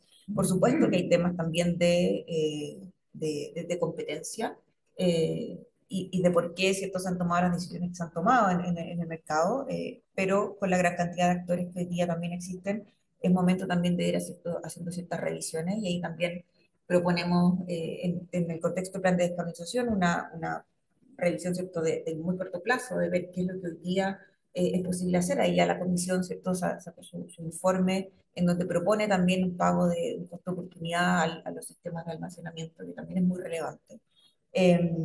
Y también para el próximo año vemos, ¿cierto?, poder abrir el reglamento para ver también qué mejoras se podrían desarrollar, y luego eh, un poco, ¿cierto?, ya en el más largo plazo, prevemos que con todas las modificaciones que se realicen a través de los diagnósticos que se hagan el próximo año, ¿cierto?, y los años siguientes en términos de mercado, evidentemente el mercado de servicios complementarios también tiene que tener su correlato, y ver cómo se puede transitar hacia otro tipo también de, por ejemplo, contratos de más largo plazo, como decía, ¿cierto? Que den estos incentivos y esta certeza a los inversionistas de poder tener almacenamiento de largo plazo. Nosotros vemos, sobre todo en términos de vertimiento, ¿cierto? Hay un gráfico que siempre veo en los distintos seminarios que es muy bueno de SPEC, que tiene que ver con cuánto duran las congestiones en el sistema, y se ve que las congestiones que duraban, ¿cierto?, los años anteriores, la mayoría entre 2, 3, 4 horas, cada vez el tiempo de congestión ha ido aumentando, por lo tanto, eso indica que o necesitamos también, por un lado, almacenamiento a largo plazo o infraestructura de transmisión, por supuesto. Pero evidentemente no podemos quedarnos solo con el almacenamiento de corto plazo porque no va a resolver todos los temas que tenemos que resolver para poder llegar a la carbono neutralidad, que es la meta, ¿cierto?, que todos esperamos. Muchas gracias. Juan Carlos. Recordaba que en 2023, septiembre del 2023, recuerdo, me correspondió participar en un estudio en el Coordinador Eléctrico Nacional que propuso, a través de un estudio prospectivo, la identificación de lugares en la zona, fundamentalmente el norte grande del país, para localizar del orden de 2.000 megawatts de almacenamiento de larga duración. Estamos hablando tipo 6 a 8 horas. Con independencia de eso, esa señal de 2.000 megawatts, ojalá antes del 2030, fue recogida a través de el Ministerio de Energía viendo las últimas cifras que ha publicado en los informes mensuales la Comisión Nacional de Energía, con satisfacción hay que ver que hay del orden de 5.400 megawatts de almacenamiento, probablemente la mayoría de 4 a 5 horas, en construcción. En consecuencia, el mercado ha respondido y la localización norte grande es natural, por lo que acaba de mencionar Joana, por las congestiones, donde durante el día pueden comprar esa energía a costo cero. Me imagino que en la noche va a ser interesante quién va a tratar de buscar el mejor precio en esta etapa de costos declarados, porque en un mercado de oferta eso, como decía Enzo, es mucho más simple. En consecuencia, el trade-off entre almacenamiento de corta duración, almacenamiento de larga duración, en un país como el nuestro, que cuenta con recursos de almacenamiento de larga duración a través de los embalses, y donde esos embalses también deben jugar un papel fundamental para complementar la variabilidad que tiene la energía eólica. Si aquí, aparte del tema de congestiones que se da fundamentalmente en la zona norte, hay que tener en cuenta que la generación eólica presenta una alta variabilidad. La zona centro-sur tiene un gran potencial eólico con gran cantidad de proyectos. Inclusive por ahí he escuchado que hay proyectos de tipo offshore que están en análisis. Y por lo tanto, en la zona sur, los cambios que puedan haber de inclusive algunos miles de megawatts entre la predicción de un día o una semana, la compensación natural va a ser también un poco el cambio en la forma de operar de los embalses con una visión un poco más corta para absorber justamente esa variabilidad. Y ese va a ser un complemento virtuoso que le va a dar flexibilidad al sistema para atender esos instantes en los cuales podamos tener grandes bloques de potencia que no estén presentes. Todo ello está ligado a también un beneficio que tiene el almacenamiento, que es que de alguna manera posterga inversiones puntuales en transmisión. O sea, la situación que fue proyectada por allá por el 2018 de contar con un segundo corredor entre la zona norte grande y la zona central a través del desarrollo del proyecto HVDC Quimanloguirre, que va a ser la primera línea de transmisión en corriente continua que atraviesa Chile y que va en paralelo a lo que en su momento, el 2017, fue la interconexión SIGSIN, lleva a esperar que ese proyecto esté hacia el 2029, pero antes del 2029 esta situación de congestión va a estar presente en la zona norte, y ahí está la oportunidad para que estos recursos de almacenamiento se presenten fundamentalmente en la zona norte chico, norte grande, para aprovechar el beneficio interhorario para traspasar generación comprada a costo cero durante el día y vendido a costo marginal durante la noche. En resumen, el almacenamiento llegó para quedarse y con todos los beneficios que presenta en términos de servicios complementarios, inclusive la posibilidad de sintetizar inercia, va a brindar el conjunto de servicios que nuestro sistema requiere para afrontar los desafíos de la transición energética. Y muchas gracias, Juan Carlos. Vamos a empezar un último, digamos, antes de finalizar, por cierto, ¿no? Un último bloque más centrado precisamente en estos desafíos operacionales de largo plazo. Me da la impresión de que tu comentario como que se superpone con lo que te quería preguntar, ¿no? Acerca de desafíos que imponen justamente la penetración de renovables y almacenamiento. Te referiste a un montón de desafíos en infraestructura, por ejemplo, y también en regulación, ¿no? Pero a lo mejor vincularlo con esta otra cuestión, ¿no? ¿Cómo debería evolucionar la planificación de la transmisión para anticiparnos a estas necesidades de flexibilidad y de resiliencia a la que pueden servir estas nuevas tecnologías de almacenamiento? Sí, ahí como su nombre lo indica, la planificación significa anticiparse. Y anticiparse significa pensar hoy día lo que podemos hacer a futuro. La planificación energética de largo plazo que realiza el Ministerio cada 5 años es una herramienta fundamental. Hay que aprovecharla al máximo. Está, ¿cierto?, publicado la PELP vigente y en consecuencia la implementación de ella y las señales en términos de los escenarios que van a ser vinculantes para que la Comisión Nacional de Energía tome esos escenarios y planifique el desarrollo de la red de transmisión es vital para que de alguna forma a partir de hoy día vamos diseñando el sistema de transmisión que se requiere a futuro. Ese sistema de transmisión a futuro necesita ser complementado por otros instrumentos, ¿cierto? El estudio de variables ambientales que es muy importante complementando el desarrollo de infraestructura, puesto de que la mayor duración de los proyectos de transmisión está relacionado principalmente con los estudios de impacto ambiental y la negociación con los propietarios. Eso no ha cambiado. Tal vez cuando se reformó la ley Corta 1 y a través de la ley 20.936, dentro de los objetivos estaba justamente perfeccionarlo, pero con el tiempo hemos llegado a una situación que los países desarrollados ya tienen por mucho tiempo, donde se les hace muy complejo desarrollar infraestructura por este tipo de negociaciones que son naturales en un país que es cierto, donde los distintos propietarios, ¿cierto?, tienen todos los derechos para reclamar si es que se quiere usar su terreno con motivos de desarrollo de infraestructura. Por esa razón es muy importante realizar con tiempo los estudios de distintas opciones de desarrollo en los 3 escenarios que son bastante distintos que se encuentran en la PELP, porque las previsiones de demanda de aquí a los próximos 30 años pueden inclusive más que duplicarse o triplicarse dependiendo del desarrollo del negocio de hidrógeno verde en distintas localidades del país. Por lo tanto, pensar en cuáles van a ser los futuros corredores de transmisión, pensar en cómo tal vez realizar una coordinación del desarrollo de esos corredores de transmisión con la infraestructura de obras públicas, con puentes. El puente del Canal de Chacao fue un poco tarde, ¿cierto?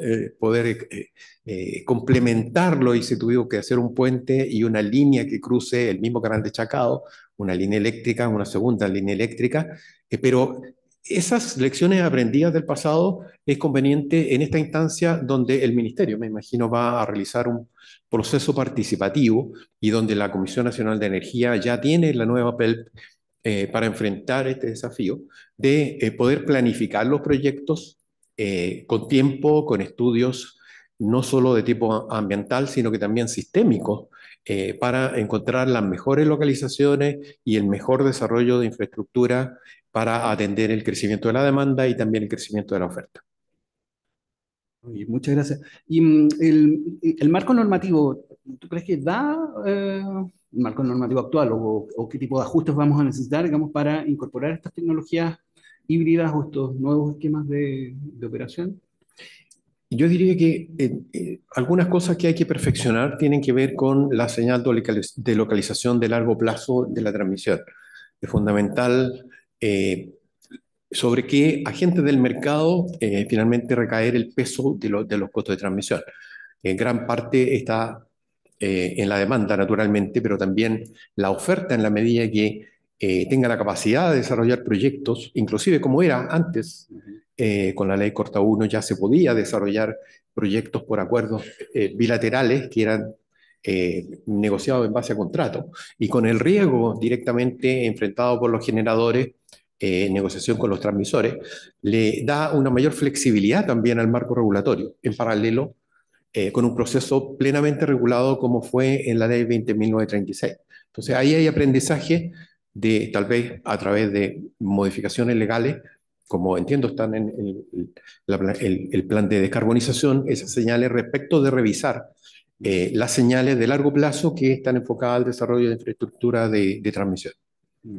¿Crees que hay alguna posibilidad, algún riesgo, digamos, de que la sobreregulación pueda matar un poco o frenar la innovación en esta materia? Bueno, yo creo que lamentablemente con la ley 20.936 hemos tenido un poco esa situación entre, digamos, el desarrollo de transmisión zonal y transmisión nacional muy regulado al extremo, que impide de alguna manera el desarrollo de proyectos por acuerdos bilaterales bajo riesgo, por supuesto, de los que quieran desarrollarlo, y en consecuencia se requiere esa mayor flexibilidad, un poco volver atrás, tal como, por ejemplo, en relación con la licitación de los proyectos de ampliación en transmisión, donde se volvió atrás dejando nuevamente el desarrollo de esa licitación en manos de los propietarios, en vez de haberlo concentrado todo en manos del coordinador.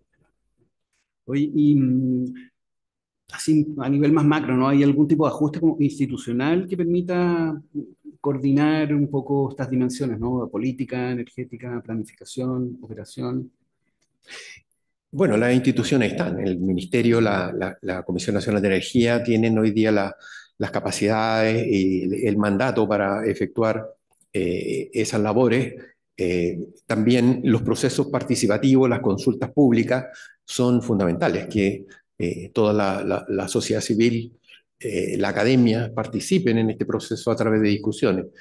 Toda la concepción de la misma ley 20.936 a través de un proceso de desarrollo de mesas de trabajo fue fundamental para lograr finalmente una tramitación rápida en el Congreso. Yo creo que esos aprendizajes son importantes tener en cuenta para apuntar a ese objetivo. Enzo, no sé, mencionaste hace un rato atrás y también se tocó aquí la cuestión del hidrógeno verde, no sé. En general, a propósito de lo que comenta Juan Carlos, ¿tienes alguna precisión? ¿Te gustaría hacer alguna precisión? A ver, no del hidrógeno verde, creo que estoy muy de acuerdo con lo que plantea Juan Carlos. Como decía antes, creo que es una opción más de almacenamiento a largo plazo y el mercado se encargará de ver cuál es la mejor forma de almacenar de largo plazo. Eso no quiere decir que el hidrógeno verde no funcione si no es competitivo como almacenamiento, porque obviamente como combustible tiene otra vía distinta y que probablemente va a reemplazar combustibles fósiles como combustible. Eh, pero sí quería aprovechar de mencionar, a propósito justamente de lo que decía Juan Carlos, de la importancia de planificación, de anticiparse esto, en un aspecto que yo creo que todos aquí saben, y voy a decir algo muy repetido, pero que creo que es el gran elefante en la cristalería que tenemos y que hay que mencionarlo porque hay que abordarlo, digamos, que es que cuando uno quiere hacer esta planificación, necesariamente hay una relación entre la planificación de la transmisión y una planificación de la distribución. Y creo que tenemos un gran debe, y que todos sabemos, digamos, que tenemos ese gran debe, en regular la distribución para tener una planificación del sector de distribución de futuro. En el futuro necesitamos tener sistemas de respuesta a la demanda, sistemas de generación distribuida que nos van a ayudar a tener un sistema flexible, tanto como nos va a ayudar en el corto plazo o mediano plazo el almacenamiento. Pero es imposible tener sistemas de respuesta a la demanda y de generación distribuida sofisticados hoy día con la regulación de distribución que tenemos. Entonces, el cambio regulatorio en todo lo que es distribución, en lo que es planificación, en lo que es operación, es algo urgente que está muy relacionado. Y ahí mi motivación y también un poquito mi temor es que la autoridad tiene el desafío de abstenerse de alguna manera de las alzas en las tarifas, que ha sido un tema obviamente bien importante en el último tiempo, porque cambios de la distribución sin duda que van a significar alzas en las tarifas. Eso es algo inminente, algo obvio, pero si uno hace esos cambios con la perspectiva de que en 5 o 10 años las tarifas van a ser muchísimo más bajas, yo me atrevería a decir menos de la mitad, porque se hacen los cambios regulatorios y las inversiones correctas, digamos que hay una, bajo mi punto de vista, una desinversión, o no desinversión, pero falta de inversión enorme en distribución hoy día. Esa inversión tiene que hacerse, eso va a implicar alza de tarifa, pero eso va a radicar en que en 10 años más vamos a tener un sistema que va a funcionar muchísimo mejor. Y yo creo que es un gran desafío porque me imagino que a ningún gobierno, esa es la gracia de estar en la academia, uno dice las cosas y después otros las hacen, digamos. Cualquier gobierno, digamos, le complica decir algo que va a subir las tarifas, pero yo creo que es muy importante, digamos, abstenerse. Johanna, un poquito, pero a propósito de las cuestiones operacionales, y a lo mejor recogiendo la pequeña flechita que se acaba de contar. Sí, bueno, claro, en este contexto de este panel no hemos hablado, y no habíamos hablado, ¿cierto?, de la distribución. Ciertamente la distribución y la participación de la demanda son relevantes. Eh, es relevante también, hoy día más que nunca, un tema muy sensible de la población, el tema de la alza de tarifas. En ese sentido, ¿cierto?, hace ya post pandemia hemos estado lidiando con mecanismos, ¿cierto?, de estabilización de tarifas complejos, que surgieron por una necesidad, pero que han tenido obviamente sus dificultades para poder ir resolviendo. Nos hemos abocado ya casi 4 años, llevamos tratando de estabilizar las tarifas. En el último PNP logramos la estabilización, eh, pero con un mecanismo que evidentemente va a tener un periodo de vigencia de bastantes años. Eso uno no lo puede desconocer, es una mochila, ¿cierto?, con la que tenemos que partir conversando cualquier reforma a la distribución. Un tema muy relevante en este contexto, algo que siempre recuerdo que Daniel comentó en un seminario hace algunos años atrás, respecto de, claro, esta reforma a la distribución que uno podría pensar, esta red inteligente, son otra red, en el fondo tiene otros servicios. Y por lo tanto, evidentemente, como tú dices, uno no puede pensar que el objetivo es disminuir tarifa, el objetivo es tener otros servicios, al menos no en el corto plazo, ¿no? Tener otros servicios y por lo tanto es relevante, y así lo hemos trabajado desde el Ministerio, poder determinar una metodología de focalización de poder eh, separar, ¿cierto?, a los clientes más vulnerables respecto de estas posibles alzas.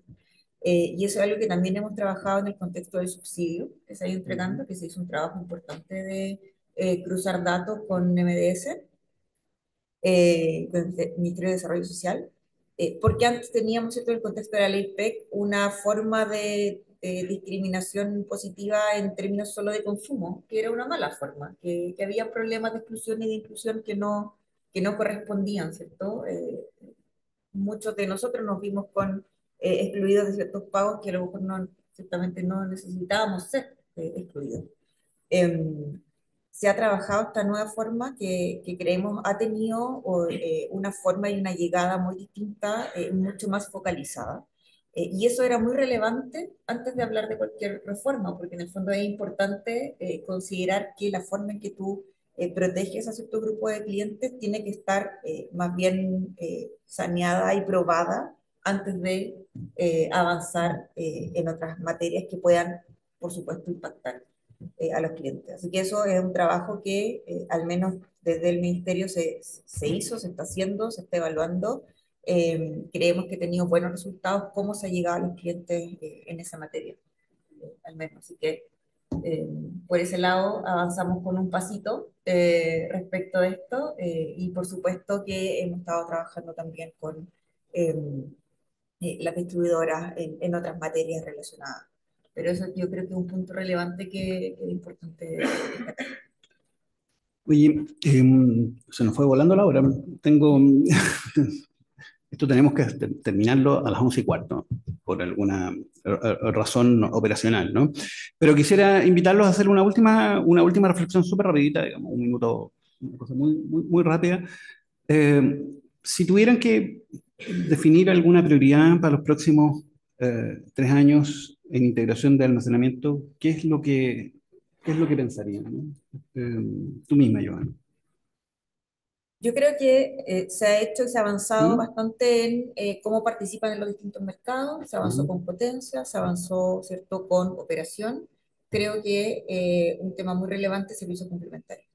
Cómo avanzamos en esa materia, en ese mercado que tiene, yo diría que harto espacio de mejora, harto espacio de determinar cómo dar certezas, ¿cierto?, a la Ujú. inversión, el revenue stacking que se conversa, ¿cierto?, desde la academia también y que se ha planteado en las mesas de discusión, es un tema muy relevante a poder desarrollar en las distintas instancias que iremos promoviendo en el camino.